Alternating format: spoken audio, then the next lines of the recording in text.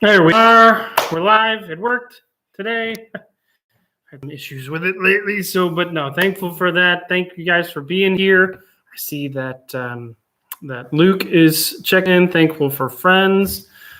Today, I'm thankful that Luke and Lucy had a great start to the school year yesterday and today. So really glad for that. Scrinchik's checking in. Alec thankful for his brother. Eric thankful for outside. I love that. Thank you guys for always checking in. Others that are watching, let me know, what are you thankful for today as we look ahead to the weekend. So, all right, we got some quarter teen game stuff to catch up on because I had to record Wednesday's video a little bit early. I wasn't able to announce stuff from Monday then. So let's do a quick recap and award some quarters. All right. So Monday we had two questions.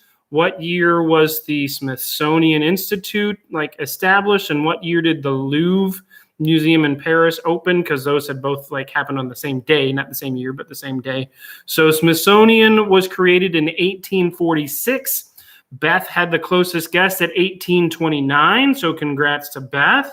The Louvre opened in 1793, earlier than the Smithsonian. Eric had the closest guess at 1868, so another quarter for Eric. So congrats on that. Wednesday, we talked about the first Model T rolling off the assembly line and asked what was the original price for a Model T car. The correct answer was $850. And then it wasn't long after that Ford made the automated assembly line. I forget the word, but it was it was more automated, I guess you could say. I think there's a better term for it. But anyway, that made the cost go down for Ford, so it made the cost go down for people. It actually got cheaper after it had come out, which was kind of interesting. Anyway, closest guess was Emmy at $1,087, so another quarter onto Emmy's total as well. So nice job. All right, so two on the line again today. Yesterday was International Left-Handers Day. This is my left hand. So Left-Handers Day. So two questions for you, basically the same question, talking about what percentage of the population is left-handed. But here's the question. I need to be specific in your answers, okay? What percentage of men are left-handed? What percentage of women are left-handed? Two different questions, okay? So let me know in your guesses, percentage for men, percentage for women. Be specific for me so I know which number goes to which question. All right. So yeah, let me know what you think. All right, let's talk about Abigail. Abigail, this is one that is maybe not as well known as some of the others that we have done as we continue to talk about women in the Bible. We find her story in 1 Samuel 25. She's mentioned very, very briefly a couple of times after that, but really her story is there in 1 Samuel 25, which was actually part of my Bible reading this morning, which is kind of cool. So we've been hearing from others, from some girls in the youth group, some former youth, and just hearing about their favorite women and why. And Abigail is the favorite of Abby Jordan, partly just because of the name, but partly because of the wisdom that Abigail shows. And we will definitely see that. Abby is spot on in that reading of Abigail's life. Wisdom is a big theme that we're going to see as we talk about her and her life in this particular story. So again, 1 Samuel 25. So we've got this deal where David is not yet king. He's been anointed, but he has not taken over yet because Saul's still alive. And Saul hates him and is chasing him. David has spent quite a while basically running and hiding all over Israel to stay away from Saul. Okay. This is right after he has met Saul in the cave, unbeknownst to Saul, and cut the little corner off of Saul's robe, if you remember that story. But they're coming up on a feast day. And it was common in those days, if you needed a place to stay or a place to eat, and there was someone nearby or traveling through town, that it was sort of expected that other people would open their home to you in some form or fashion. David sent some of his messengers to the house of a man named Nabal and asked for some provisions, for some food, so that they could be able to participate in this feast day. David coincidentally had been, one of the places he had been hiding out was where Nabal's shepherds were, caring for their sheep, and David and his men had helped protect Nabal's shepherds and flocks.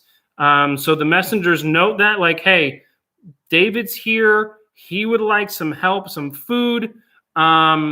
He's already been helping your servants. Could you help us out?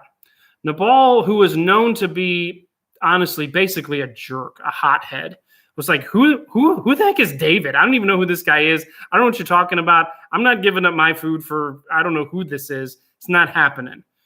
Messengers come back and tell David, and David is furious that he would be shot down like this.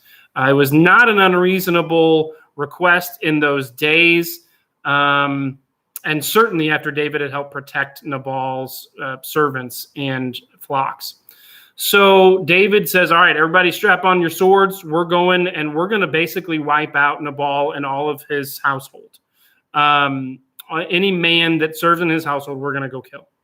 So they set out on their way. One of Nabal's servants runs back to the house and finds Nabal's wife named Abigail, tells her what happens, and Abigail's like, oh, this is not good. And so she springs into action, okay? So she gets together a whole bunch of food to feed these like 400 men, goes, finds David, brings the gifts, apologizes, says, please let the blame fall on me, not on my husband. We want peace. And she also says, look, I would encourage you to not do this because I know one day you're going to be king and you're not going to want this guilt hanging over your head for coming and killing a bunch of people. And so that convinces David to chill and to not go and attack. He compliments her greatly. She goes home. That night, Nabal and his buddies are feasting and drinking and are drunk, and she realizes this is not the time to have this conversation. She was going to tell him what had happened with David, but she was not going to do it at that moment. She waited till the morning when he was, I guess, sober, told him what happened. He realizes what he has done, basically sounds like goes into a coma and 10 days later dies. And the end of the story, David ends up marrying Abigail. So there you see the wisdom of Abigail at work here, helping bring peace to this situation. Her wisdom in that situation, number one, it saved the lives of many people, but it also saved the honor of King David, which was also a big, big deal. But when I think about her, I want us to think about two things. One, she was a peacemaker, and we ought to be peacemakers. I see her interaction with David, and I see her being willing to accept blame for something that was not completely her fault. And I see a lesson for us that we can be peacemakers and we can accept even partial blame. If there's conflict and we can take some of that blame, apologize for whatever part we might have had, and do whatever we can to make the situation right, we can bring peace in that situation. It's not easy to apologize when we don't think we're at fault, but if we can find ways to do that, we can help bring peace. Abigail did that. We can do that. I also see a lot of people talk about that. A lot of people I've not seen talk about her interaction with her husband shows a lot of wisdom too. When she got back, he was drunk, and that was not the time to have that conversation. She was going to do what was right. She was going to talk to her husband, but the timing, how and when and where matters, okay? So that's a lesson to us that when we're in situations of conflict, how and when and where we speak to one another makes a difference. Sometimes that means we need to zip our mouth and wait until everybody's cooled off. But there's a lot of wisdom in that as well. The other thing I see about Abigail that I hope that we can be like is, look, it describes her as beautiful, but it also describes her as intelligent and wise and discerning. Yes, she was beautiful, but it was her wisdom and her character that made her stand out. Let's not get caught up in the physical appearance. Let's be people who show wisdom and character, and God can use that in great ways. So let's strive to be like Abigail in that way, y'all. All right, that's it for today. Thank you for being here. Enjoy your weekend. Monday, we'll talk about Esther, and I think a lot of you guys have been waiting for that, so I'm excited about that. All right, so have a great weekend. I love you guys. Hopefully see you Sunday morning and back here Monday at 3. We'll see you later.